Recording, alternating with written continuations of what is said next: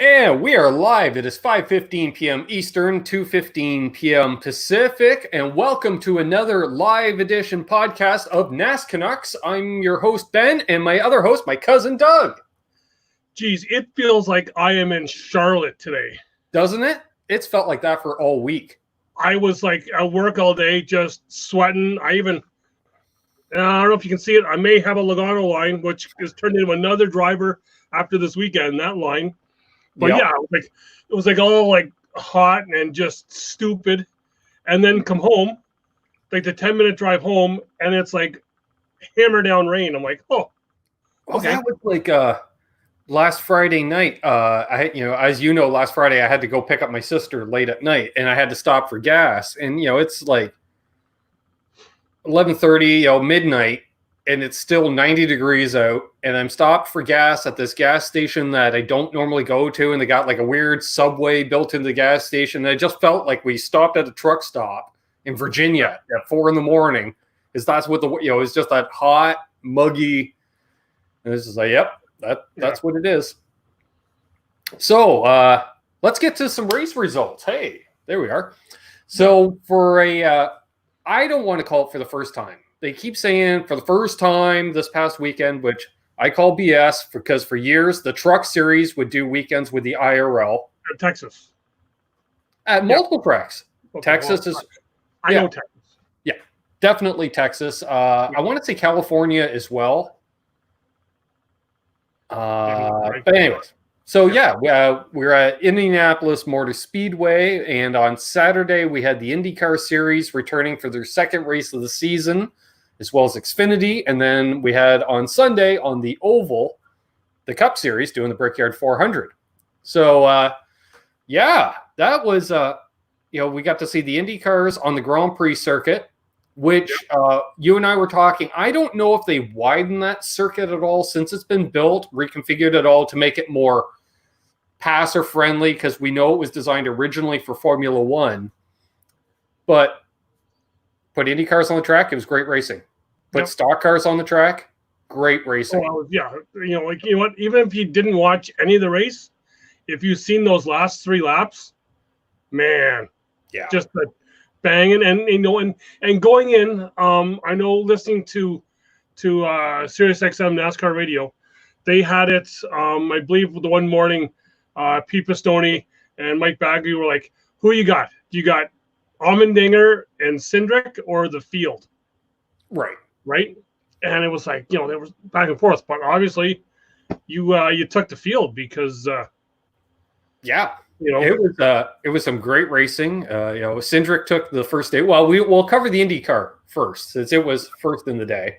The IndyCar guys started there. We got to see, we had one Canadian in the field. Hinch was running. He's running a limited schedule this year, as well as spending some time doing broadcast work for NBC Sports.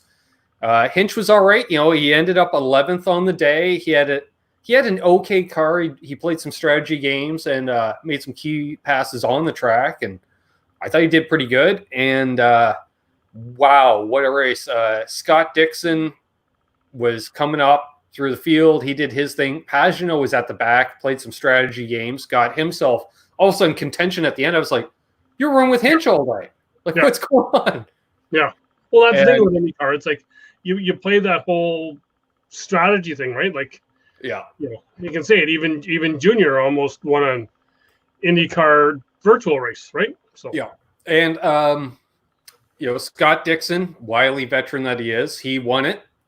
At 39 years of age. And I just want to put it out there right now. They've already got a Cup Series team. They got Xfinity. There's some Formula One stuff going on. Stuart Haas has to get into IndyCar racing. Because all I heard during the IndyCar race is how Roger Penske now owns the Speedway, and we're looking to watch Penske win the whole weekend. He was going to sweep the weekend. So all I'm saying right now, as of the first race of the season, I'd really like to see Tony Stewart put together an IndyCar program. Mm-hmm. So because after Scott Dixon won, we had the Xfinity race, which we got some Canadian exposure during that race because Alex Loubet was putting on clinic after clinic on how to move up through the field. because I swear he went from 21st to 11th a couple of times. Well, was there not 2 Canadians finish top 10? Who would have been is Haley Canadian? No. I always think Haley's Canadian, but Haley's not Canadian. No, it's the other Haley. It's Cameron Haley. That's Justin Haley. Right. Cameron Haley's out of the West.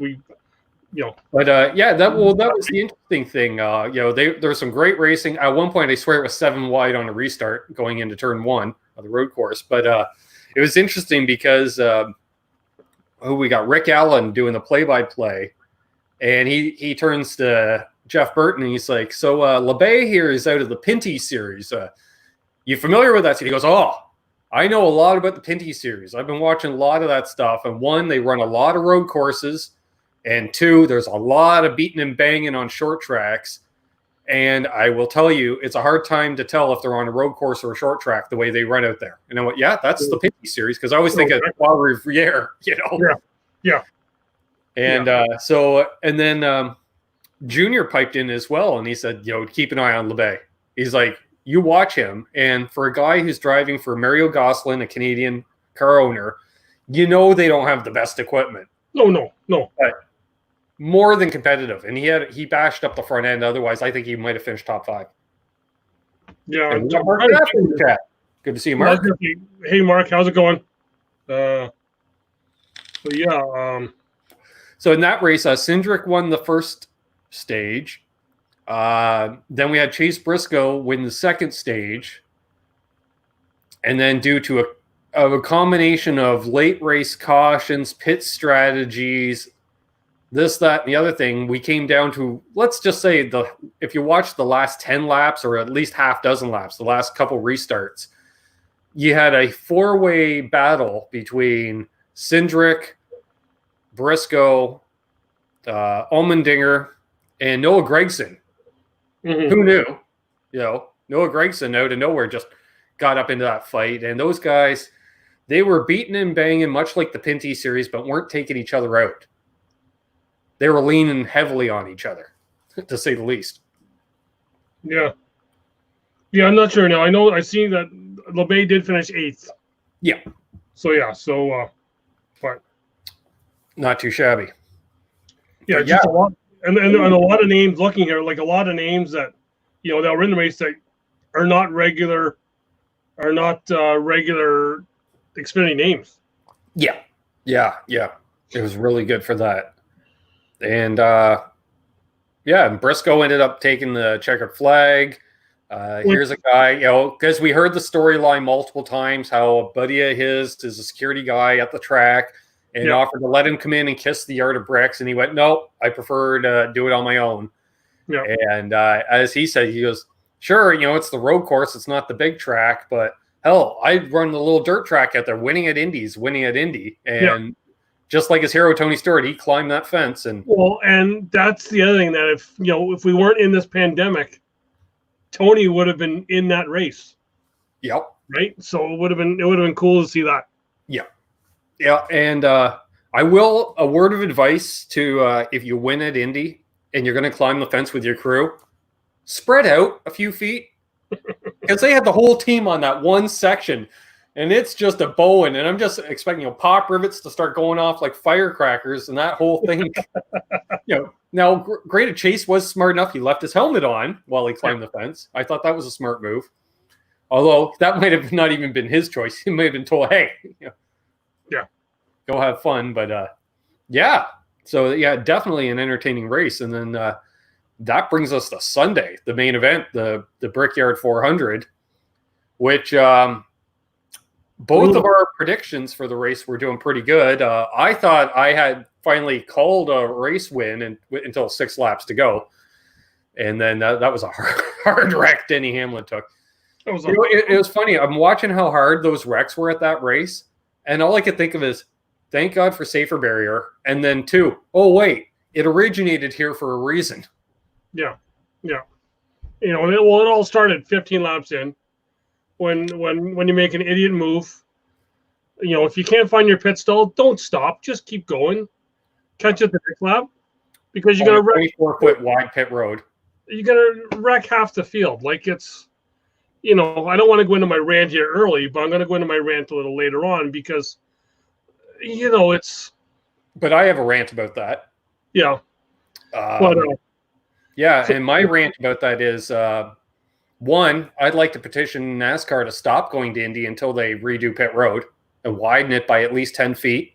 Of course, that's not going to happen because the way that place is designed, there's no way they'd have to tear down all the buildings and move them back. Yeah.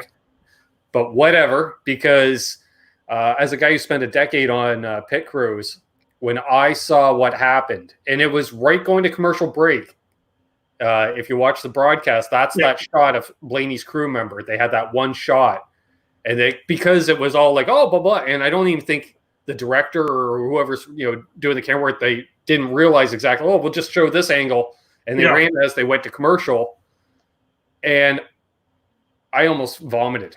I thought I saw a guy get his legs clipped off because you could only see him from the head down. I saw his helmet go off and then him dragging himself by his hands across the track or across pit road, across the back of the car, but his legs were facing away from the camera. So I didn't see his legs. And I was just sickened to death. And let's be honest, every time there's an injury by a crew member over the last number of years, it's been at that track. Yeah. Yeah. So luckily it's, it is, luckily you can say it, and being just, it is just a broken just below the knee. He will make a recovery.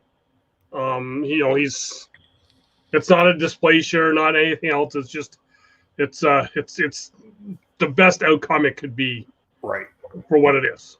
So, I agree on that. We got a comment from Mark saying a lot of drivers retiring lately.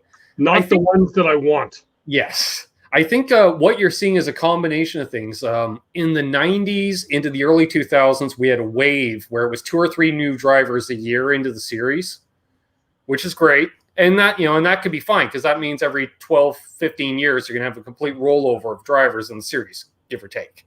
Yep. But what's happening, we're seeing one of two things is, one, drivers aren't driving as long as they used to, because when we were growing up, it used to be a rule. You didn't get a good ride in NASCAR until you were in your 40s because you had to prove yourself until you were 40 because guys didn't start racing till their late teens. And so as such, we're never going to see another guy in his 50s win a race. It's not going to happen. Almost did. Almost did this weekend. Yes. So, and a retired driver at that. Yes. Yeah. But, unless it would be like a Tony Stewart coming out, to do a one-off race, something like that, or Junior doing his one-off, or because I think the drivers looked around to the stick and ball guys and realized retirement age is in their late 30s, not their late 40s. And it's just every year a little bit sooner. Now there's more info out there about concussions with the wrecks, and that's why you've seen Junior retire so early. And I'm going to say that's why you've seen Carl Edwards walk away when he did, because he still had all his faculties. Yep. Having a wife that's a doctor probably helped that out too. Yeah. Saying, you're not stupid yet. End that. Exactly. Right. So and you see, definitely, guys are retiring earlier. Also, we're seeing, because of less sponsorship money out there, even champions losing their rides because, let's just say Matt Kenseth, for instance, he's a cup champ. He's going to need $10 million a year to run a car. Well, we'll just get the kid for $1 million a year. And you can almost say that is what happened. Yep. Right. They needed that spot for Eric Jones, and and you got what's he going to cost compared to the champion. But we've seen multiple drivers get forced out of rides over the years, and funny enough, it's usually based around a certain Ford team because Greg Biffle came to mind as well. Yeah. But so anyway, back to the race. Yes. Second year in a row, Truex, not of his own volition, getting taken out of the race. And on that, there's sometimes when the crew needs to listen to the driver. Because he said, why don't we wait a lap and then pit? Yeah.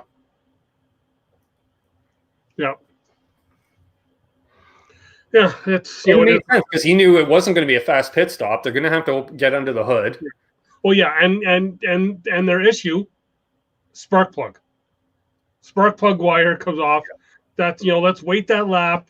But then they didn't know just what it was, right? So then you see them open up the hood, right? And that spark plug wire ends up being like the rad is like 3 feet to the left, and we're getting a lot more than just a wire. Well, that was the thing, because he was getting an ECU error. I almost wonder if that plug wire got ripped off by forces that happened on pit road. Well, no, that because he was losing power early. Yeah, but he was getting past because they said it was a plug wire right away after the accident. But I'm almost wondering, well, maybe it was an engine management issue, but he got taken out so hard it ripped a plug wire off in the process, and they went, "Hey, the plug wire was off." Could be that too. But. Yeah. Which I still don't understand how those plug wires come off, because you got to push them on pretty goddamn hard. You know what? And it's the thing. I'm going to go back to Sirius XM because that's what I listen to whenever I'm in my vehicle. And the guys this morning were even saying, you know what? Just no practice is good because it just you're going and it's giving good racing. Mm-hmm. But then you've got those other engine issues that kind of come up. Give each series half an hour to shake the car down. Yeah. So then you've only got an hour and a half of practice for everybody. Yeah, just a single happy hour. You got 30 minutes, and go out, shake your car down, see what it's like. Yeah. Come back in, and away you go. Exactly. Like tech them, let's say from noon until 3 they tech the cars. So then from 3 until 3:30, go out, just do some hot laps for half an hour. Do it, if you want to do plug checks, fine. If you want to do a tire check, fine. Go out, run 15 hard laps, come in, do whatever. Gives you a baseline. Did the setup work? Because that's the other problem too, right? Especially with no practice. Forecast says it's hot and dry at 90 degrees, and it's cool and overcast. Well, you got the hot and dry setup in the car. Yeah. Yeah. So there is that. So, I don't recall who the stage winners were in the Cup race because Byron. Sure. Which William Byron, Jeff Gordon's not in the booth to have a little freaking orgasm. Yeah. Because a Hendrick guy did something. Yeah. But yeah, so it was Byron Harvick. Sure. I want to say. Sounds good. Yeah. I'll go with that.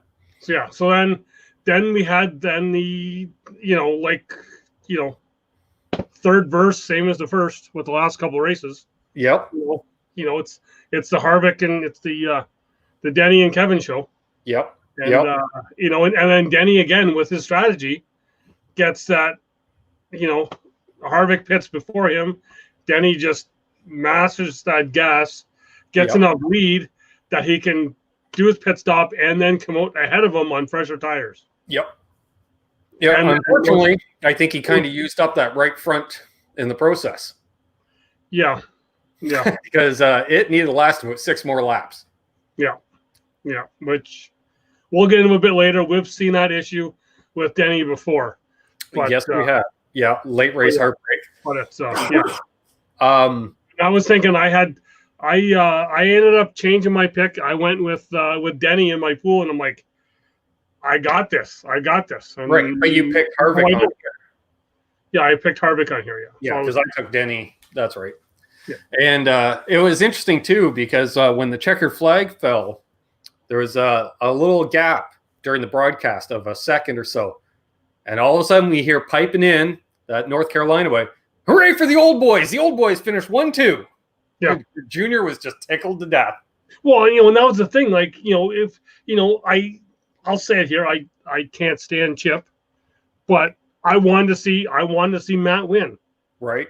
I wanted to see that, but and I will say yeoman's effort because they mentioned it, and I literally busted out laughing when I heard the line. They said, well, apparently the crew chief for Kenseth has had to throw out all of the setup notes from when Larson drove the car because they need a completely different setup.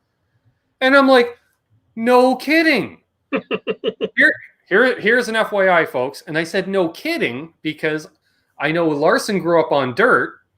Mac grew up on asphalt. When you grow up on asphalt, you drive off the right front tire.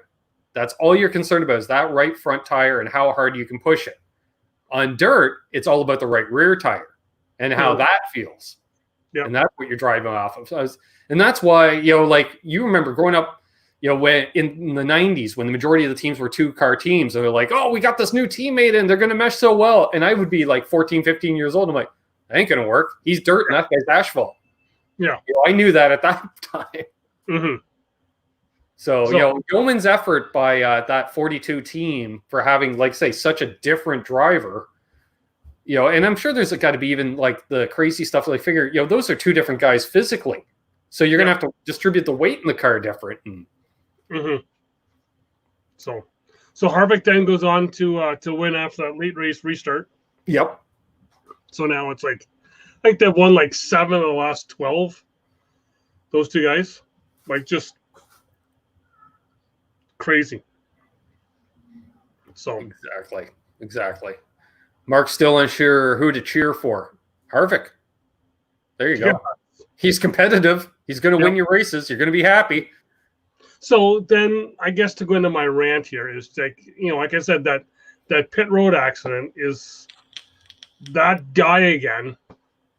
McDowell, and it's like, you know what? It's when Reagan retired last year, at the end of last year, which is another guy that's I was in Darlington for Schrader's Dart Without Feathers comment, and I got a picture of the way Schrader's car looked after Reagan did that. Yeah, but still, like Michael McDowell put, I don't want to have a rookie as a partner. I want a solid guy who's raced before. Well, that rookie partner you have this year has wrecked less cars than you have, right? Like, don't go running your mouth off if the only highlights you have is you wrecking a car. That would be qualifying in Texas. Start off in Texas where you did like 18 barrel rolls through 2 turns, right? Yeah, like, managed to rip both the front and rear clips off the car. Well, exactly. You're just all you're known for is wrecking, and then. But he's apparently a road course ace. And whatever the hell that thing was with Suarez last year, that slap fest that he had. Like, even Suarez was like, what the hell am I doing here? But yeah. Yeah, the next week I still think Suarez should have taken his helmet off and had a luchador mask on. But, yeah. Mark says, yeah, but Harvick will likely be retiring soon. All right. In that case, Ryan Blaney. Yeah, that's you will love Ryan Blaney, dude. Yeah, I want to like Ryan Blaney, but he's got 2 idiot teammates and car owner. I'm not a fan of Penske as a car owner. One of his teammates tried to kill us, but that's another story. Yeah, you've had it up to about here. With that, yes, right there.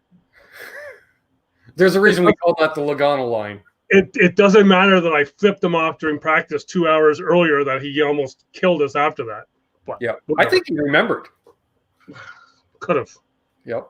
He was on his cell phone. So don't drive while talking on your cell phone in your F-250. Yeah. When there's someone in a golf cart driving. Professional driver or not. Well, then again, I've seen him at enough Talladega races. I thought he was on a cell phone as well. So yeah. So yeah. Yeah. Maybe you can borrow Jay McMurray's glasses that he likes to wear now that he's retired from driving. Exactly. So, other news. It's like NASCAR watches this show and says, hey, here you go. Yes, I swear they all watch. The August schedule is out. And oh boy. If you're wanting to watch racing, you're going to get racing. So, speaking of racing, we're going to have some midweek races because we haven't had any in a while. I'm now remembering this right now. Midweek racing, we got an Xfinity race tomorrow night, Kentucky. Oh, sweet! I don't know. I remember that this morning when they said it. To quote Johnny Carson, I did not know that. Well, I totally forgot. And 1 week from tonight is the All-Star race, is it not? Yes, it is. So we can lead into the All-Star race. Woo! We can be the pre-race show. We can be the pre-race because we'll be way better than Fox. Yeah. So yeah. So well, we too could be on nationwide TV like Herman. So schedule for August. Yes. I can't. I have not seen honest reaction here, folks. Well, I won't be able to see it because I got another window that's up here. So, okay. Michigan. We're going back to Michigan. Which good thing. There's no one in the stands. Right. Because the borders are closed, and that's anyway. Because there'll be no Canadian fans there because it's like 82% Canadians that are at that race anyway. Yeah. So for that, we've got a truck race August 7th. Okay. Will be the Gander trucks racing at 6. Now remember, there's no lights at Michigan, is there? No. So yes, they're starting at 6. So hopefully there's no wrecks. Yeah. Yeah. Then we've got the cup guys going at 4:00 on the Saturday. 4 p.m. Saturday. 4 p.m. Saturday for cup. Okay. Sunday we've got. Before that Cup Series race at 4:00, over at Road America is the Xfinity Series. Okay. Over in Wisconsin. Yeah. So that's what usually happens for that one race anyway. The first. Yeah. Will be the first race anyway. So yeah. Then we're gonna go to Sunday. We're gonna have the ARCA Menard Series on at 1:00 on the track. Okay. Cup guy's gonna go at 4:30 on the Sunday. Nice. So yeah, give a little extra time for those ARCA guys get a little crazy. Yeah. So that's for Michigan that first weekend of August. I dig it. Okay. Then we're gonna go down to Daytona. No Watkins Glen. Right. We'll go down to the Daytona Road Course. So that will be Friday, August 14th. We're going to have the ARCA Menard Series on the infield road course at Daytona. Awesome. On the Friday night. Okay. Saturday, the Xfinity Series at 3:00 are going to be on the road course. Nice. Then the Gander Truck Series is going to be on the road course on Sunday at noon. Look out. Yeah, and then the Cup guys are going to go at 3:00 on the Sunday on the road course. Nice. Right? Then hold on your hats. We're going up to Dover the next weekend. Oh. We've got the Friday. We've got 2:00. The ARCA Menards is going to be on. Sure. On the Friday at 2:00 in the afternoon. And then the trucks are going to start at 5:00 at Dover that night. Okay. Go to Saturday. We got an Xfinity race at 12:30. Cup guys at 4. Then we go to Sunday, August 23rd. We've got the the Xfinity guys at 1. Cup guys again at 4. Wow. So it's the Xfinity Cup doing the doubleheader Saturday, Sunday. Okay, so instead of midweek, we're getting double headers on weekends. Yeah. I dig it. So then, the last weekend of August 28th, back down to Florida. We're going back down to Daytona on the oval, right? Okay.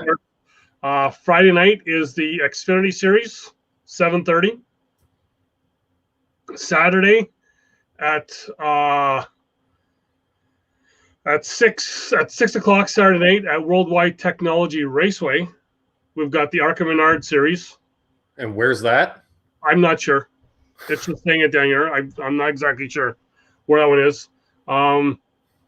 Then Saturday night is the Cup guys, 7:30. Right. And then Sunday afternoon at noon, the Truck Series will go. Interesting. At Daytona. So Dover doesn't have lights, do they? The horse track has lights. The horse track has lights. Yeah. All right. How about the big track? I don't think so. I don't think so. Yeah, I know they were talking about. Hey, Ben Tom, we got in here as well. So no midweek stuff, but each weekend is just action-packed, like 3-day weekends. Yeah. Nice. So Mark's saying Michigan would be a good track to visit. I for a new person, yes. My first race there was like, whoa, hey, yeah, this is awesome. Then I went down south and I did a couple races down south and I was like, whoa. Darlington and Charlotte 2 years. And I was like, whoa. And then the year Grayson was born, I went to Michigan alone. Like I didn't go with anybody because you didn't want to come with me. And I don't think I was able to at that time. And I sat there and I was like, what the hell am I doing here? There's nothing to do. Right. But yeah. Now, did they do infield camping there now? They always have. Yeah, but it was very small patch. Like for all that land they got there, they never used it. It was pretty big. It was in all I know you do not want to be in turn 4. Turn 4 is the party turn. Right. Yeah. Good to know. Yeah, that'd be a good place to camp at because actually I would try to get as center in the infield as possible. Yeah. And then just there you go. You're just watching everything. Well, you're watching the corners. You're not really watching the straights. So unless you're up in the stands. Another thing I want to bring up to you. Yeah. Again, I heard this morning on the morning with the morning guys. Was that for next year at Indy, for Indy weekend next year? Yes. Why not do an Indy Speed Week? They have the facilities there, right? Mm-hmm. So let's start off on maybe the Wednesday or the Thursday night. You got the dirt track there. Yeah. Do the dirt track. Yeah. Have a dirt Which is right inside turn 3, right? Yeah. Yeah. Then the next night, was that somehow they worked it out that it was like you do a dirt race, you bring in the Indy cars for a race. Yeah. You bring in the Xfinity guys on the infield road course. Right. You bring the truck series, throw them across the street. Right. At ORP. ORP. Actually, I think it's back to IRP now. Yeah, I'm not sure. Or no, is it Lucas Oil now? I think that's it.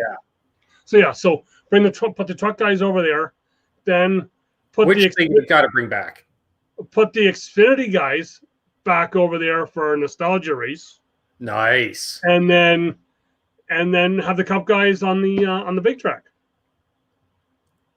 Yeah. I like that. We can also tie in get some Indy lights out there. Right?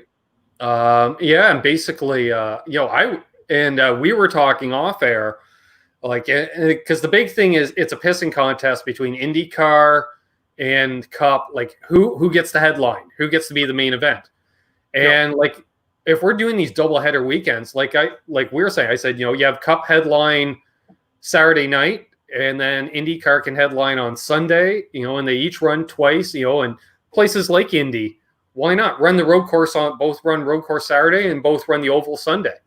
Screw the tire compounds. They both run such goddamn hard tires nowadays. It doesn't matter. You never hear about that. Was not brought up once during the road course races. They're like, oh, Xfinity's are going right. Not mentioned. Oh, the Firestone rubber laid down by the Indy cars.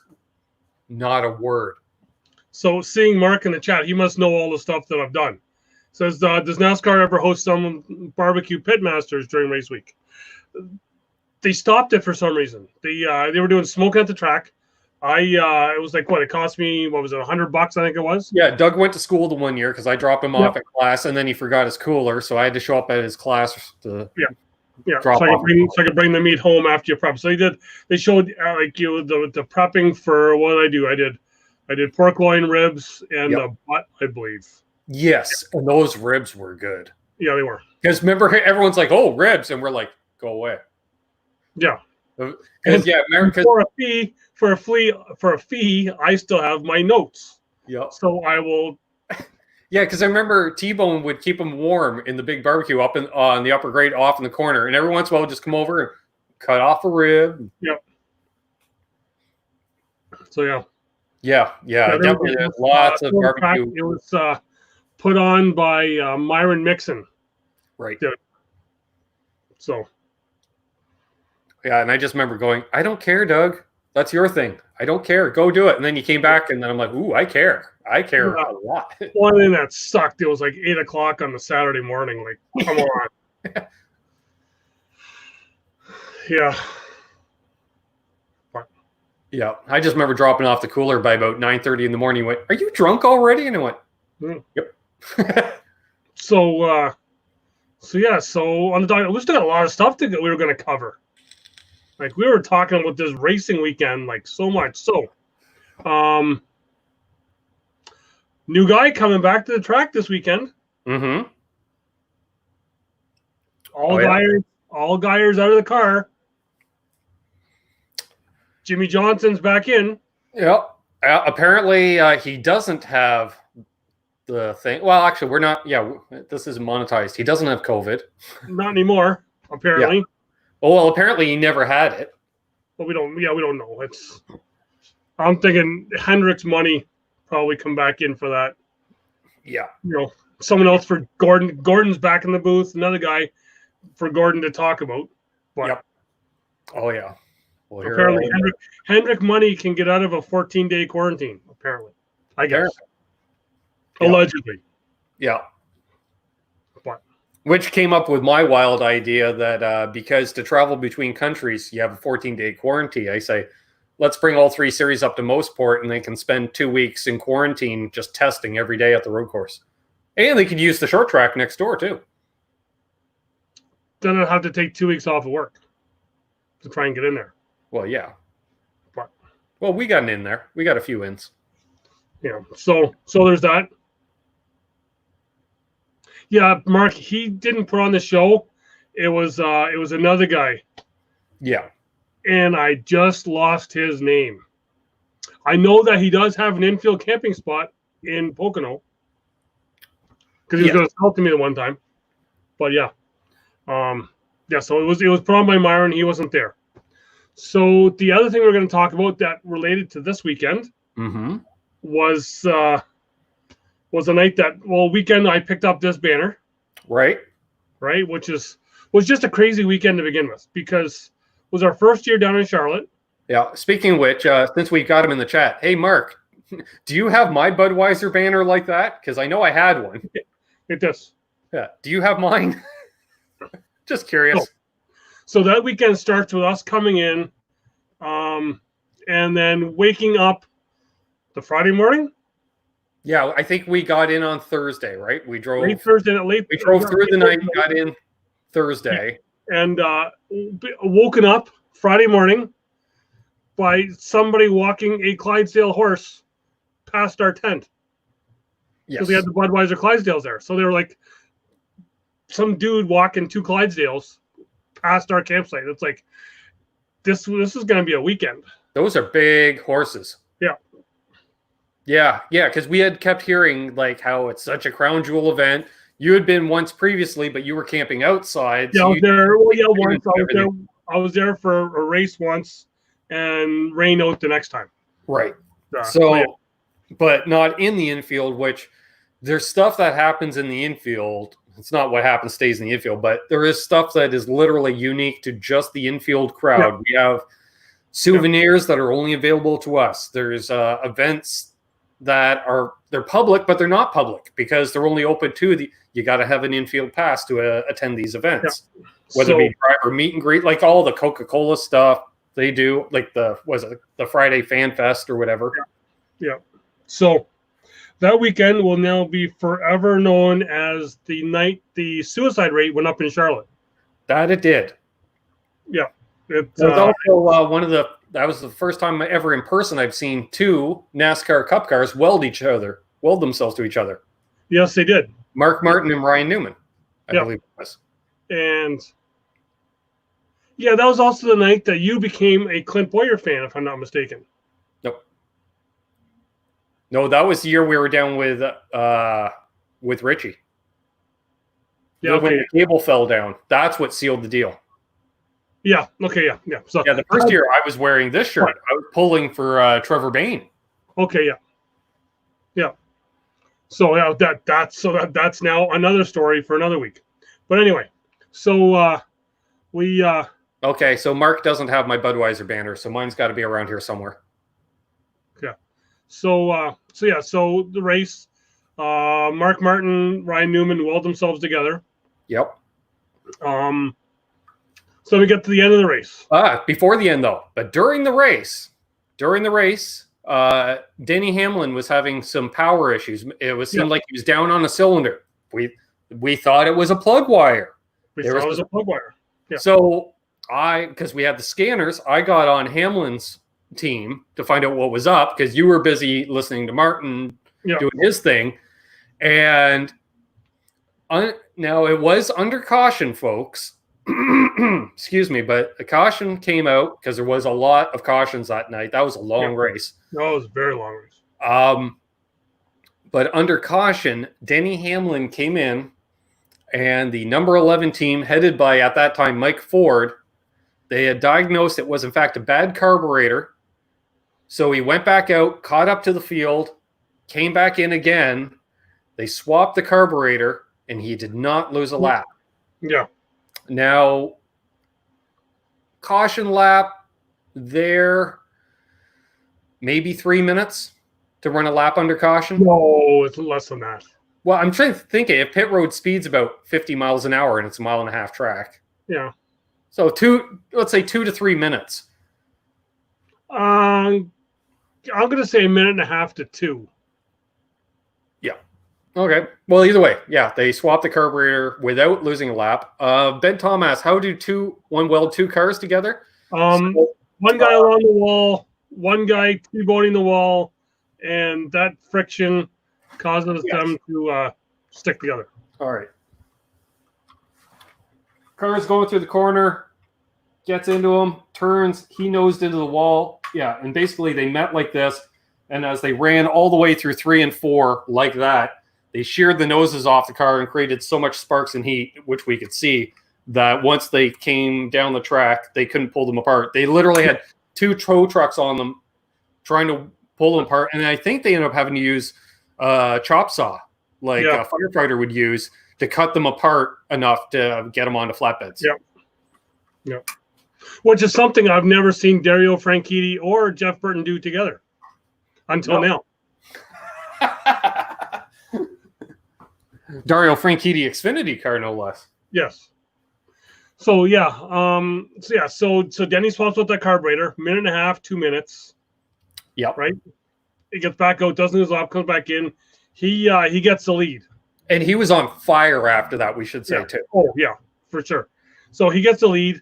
Comes down to, what was it, 3 laps left? Okay, so with 3 to go, Casey Kane was leading. Okay, yeah. Looking for his second win at Charlotte, I believe, because I think he won there as a rookie. Yeah, it wasn't a rookie, but I did see him win one there. Yeah, well, we did later, a few years later. Okay. Yeah. So we thought Casey Kane was going to win, and I was getting... and then Casey Kane winning, all the young girls in the crowd were all like, ooh, they were all like... Well, this is what I got to say, because sitting in the stands, it's myself, Doug, and our buddy Al. Yeah. I got a girl sitting next to me, and her and her boyfriend there, remember, they were sharing a scanner. He was a junior fan. Yeah. She was a Kane fan. They were in their early 20s, and she's all, and I'm getting the elbows in the rib. And all the girls around us were just going crazy. So with 3 laps to go, Casey Kane, who's got his 10-second lead, runs out of gas. Yeah, and all those young girls and everyone just, boom. Yeah. Like, totally distraught. So then... Down, like ready for suicide. Yes. So then Denny Hamlin takes the lead. Yeah. Excuse me. And with just about at the white flag, just about a lap and a half left in the race, Hamlin starts sputtering. Yeah. Takes the white flag and runs out of gas right at the white flag. Yeah. Dale Earnhardt Jr. takes over the lead as he was catching Hamlin, who was saving fuel. Gets all the way through 1 and 2, and what happened? Everyone in the crowd. Everyone except for all those Casey Kane girl fans were all like... You should say, Junior hadn't won in years at that point. He was in the losing streak. And there was that Randy Jackson dude in front of you kept turning around and saying, he's in it to win it. He's in it to win it. And yeah, remember that guy? He was like, yep. And he was still driving the Budweiser 8, I believe. Yep. And Junior takes the lead in 1 and 2, and this guy's like standing up, and everybody was like 150,000 people on their feet. Dale Earnhardt Jr., hometown boy, Coke 600. He's going to win the Coke 600. He's all why is he slowing down on the backstretch? On the backstretch, going into 3, slows down, and then all you could hear was the cars because the place went silent. Yeah. Literally. Yeah. And then Harvick won. Yeah. So, like almost any story. Yeah. Some dude runs out of gas and Harvick won. Exactly. It used to be Bobby Labonte. Yeah. But no, that is, and you'll see, and if you've seen with Ben and I on Facebook, we will, every time that memory pops up, we share it, and there's those few people that we know. Yeah, they don't because like literally we watched 3 of the 10 most popular drivers in the series run out of gas in a matter of a couple of laps. Yeah. And yeah, people are looking to open up wrists. So we're done. He's like, do you want to watch Harvick do his interview in burnouts? I'm like, hell no, I don't like Harvick. So we buck her back. Yeah. Get out of the stands. We get down. We walk through the tunnel under the speedway, which is underneath turn 4. Yes, we did that tunnel. Yeah, we did that. Walk through the turn 4 tunnel. We come up. We're walking through the infield. Now we got to walk from basically turn 4 over into the middle of 1 and 2. Yeah. So it's a good mile walk. And about halfway through, we're like basically dead center in the infield, we'll call it, which is the exit out of the garage area. Yeah, he was going into the coach lot. Yes. Yeah.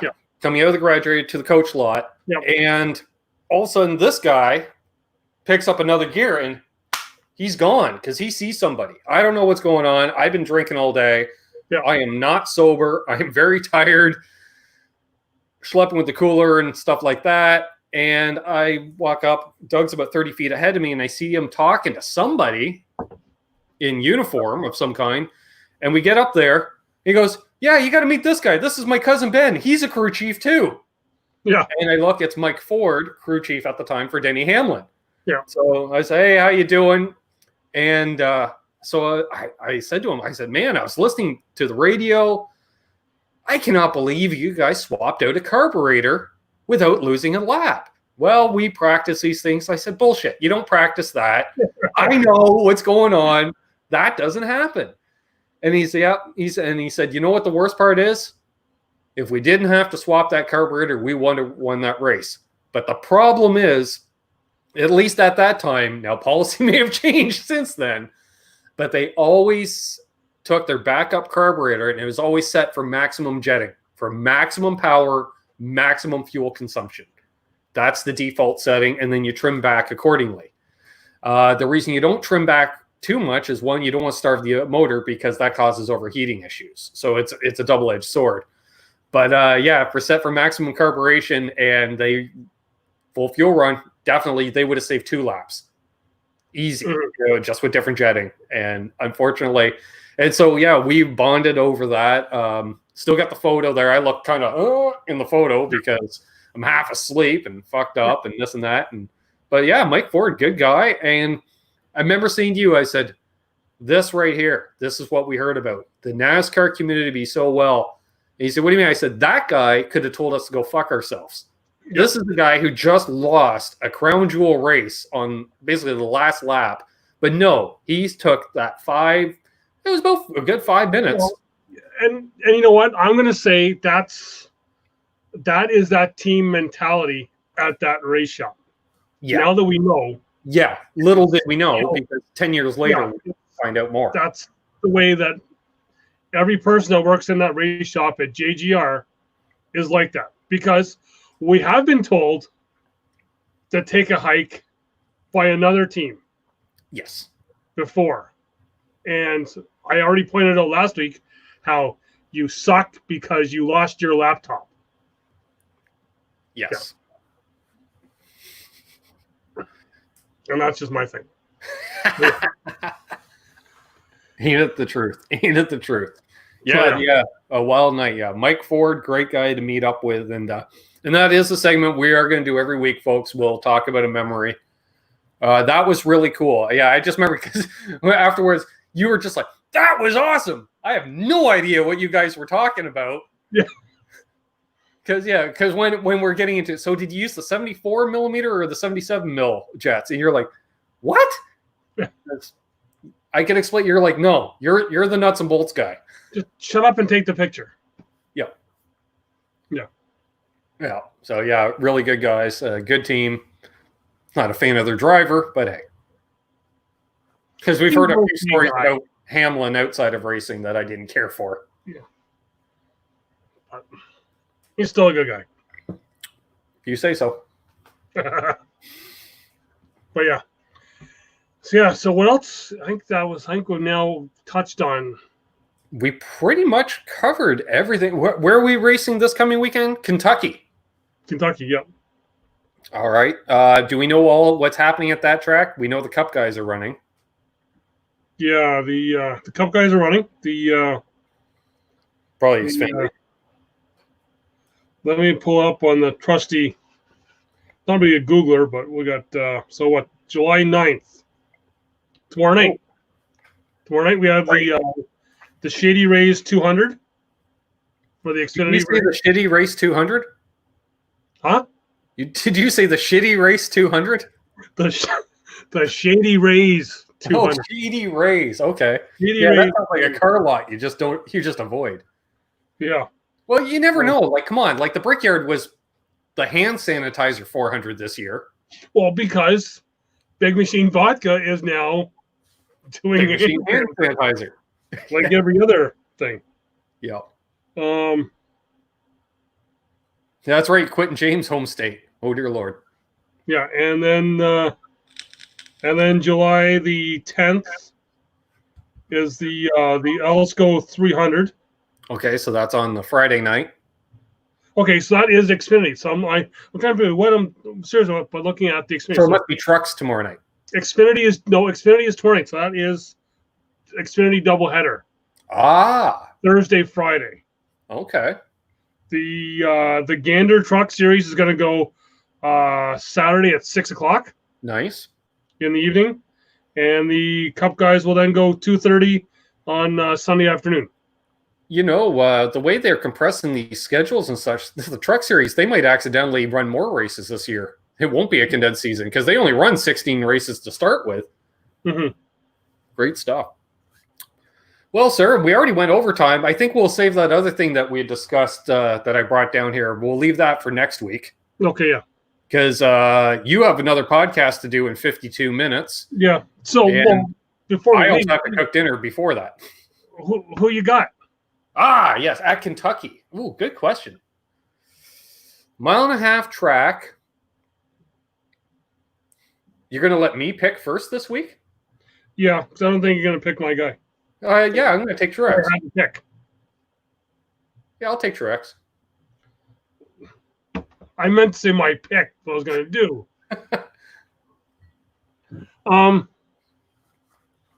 I think I think he got the bad luck out of the way, so I'm going to take Truex. Well, it is a track that he likes. It's 1.5 miles. It's just whether to get the whole package together. But I'm going to go. I'm going to go with stablemate because it's Kentucky. Got the horses. Stablemate. Sure. Yeah. I'm going to go. I think Denny's going to take it. Yep. Yeah. Denny's a good choice. A couple dark horses to keep an eye out for, definitely. Matt Kenseth, that team. Yeah. You know, I'm not saying he's going to win, but I think he's going to be in the hunt. You know, Harvick's obviously going to keep doing what he's doing. Well, you know what? There was a lot of guys at you know what? Because he might be hungry about it and a little pissed from last week. Ryan Blaney might do something too. Yeah. Joey Logano, not so much. We're easy in the top 10. We're in the top 10. Yeah, we shall see. So, but yeah, should be a good race. Yeah, stuff's, you know, we're getting racing. It's back, folks. I don't know off the top of my head, but also over the next 2 weekends, IndyCar is doing doubleheaders the next 2 weeks as well, because they were advertising they're doing 5 races in 15 days as of Saturday. So I can't remember where they're running, but they are running. They are going to be running at Indy 2 more times this year. They are running the 500 next month, I believe. And then they are going to do the Harvest Grand Prix as well. So another race on the road course. I assume season ending.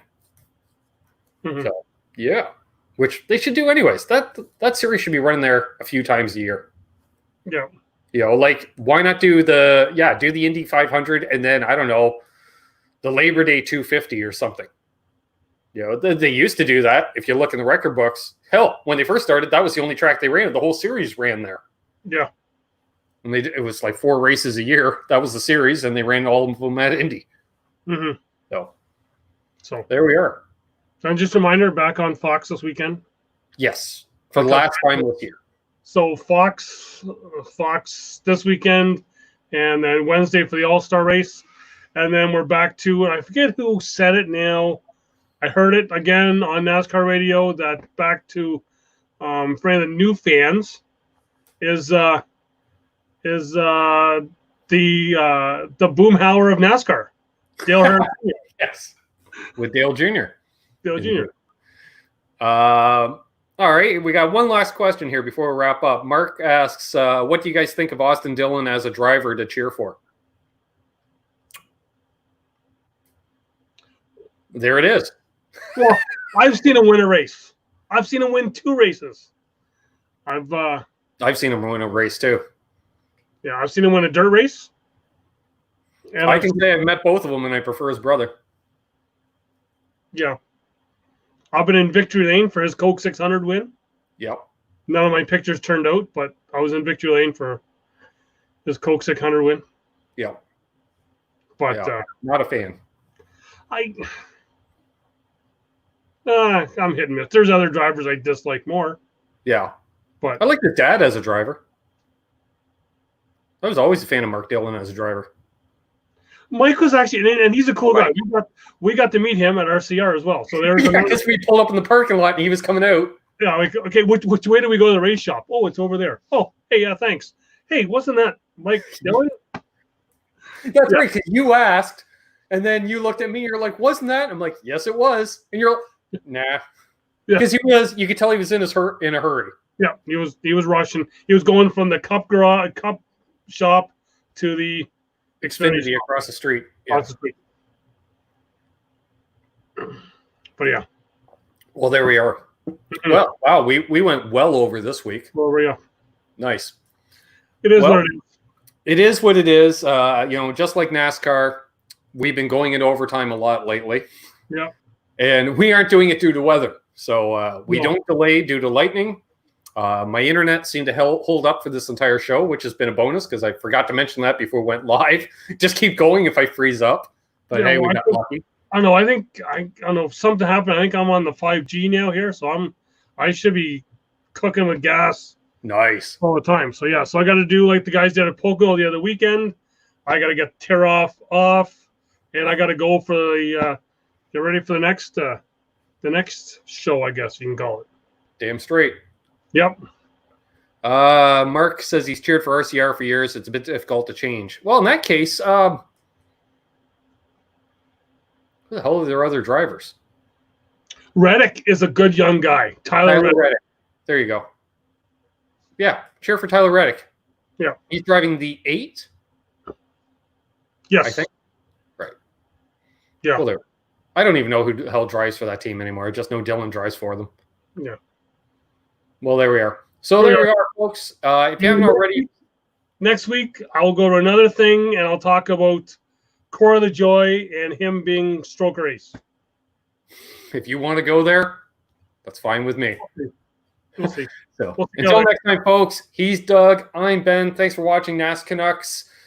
Please like, share, and subscribe. Thank you, Mark, for tuning in. Thanks, Bent Tom, for tuning in. Thanks, mysterious third person that's been lurking, for tuning in. Until next time, cheers and have yourself a great night. Army, check me out in 46 minutes. There we are. On my show.